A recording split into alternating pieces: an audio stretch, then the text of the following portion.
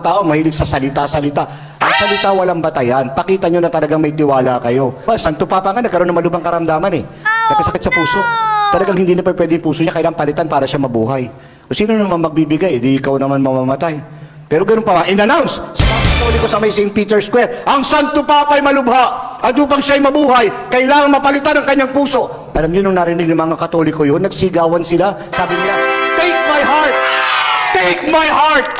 Grabe, i-reenact natin. Kunwari kayo yung mga Katoliko sa St. Peter, ha? Pag winagayway ko yung kamay kong ganyan, sisigaw kayo, take my heart! Take my heart! 1, 2, practice. Huwag na yung kamay, ako na yung kamay. Nakasumepal, ha? Gumagano pa.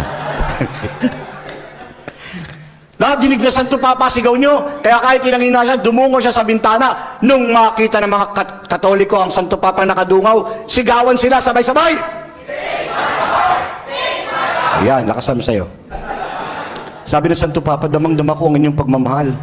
Di yata tanda kayong mag-alay ng inyong buhay para sa aking kaligtasan. Subalit isang puso lang naman ang kailangan ko eh. Lahat kayo nagbibigay ng inyong puso. Kaya upang malaman ko kung kaninong puso ang aking tatanggapin, lalaglag ko ang balahibong ito. At kung kanino babagsak siya ang mag-aalay ng puso. Nagsigawan ng mga Katoliko! Pahina na pahina, ano nangyayari? Wawalan kasigla. Binitiwan ng balahibo dahil na bumabagsak sa mga Katoliko. Sumisigaw sila! Palapit na palapit sa mga Katoliko, malakas na sigaw!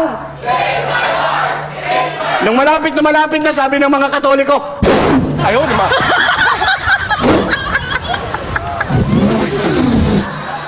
Huwag dito. Dami namang iba eh. Patay na ho ang Santo Papa. Hindi pa bumabagsak yung balahibo.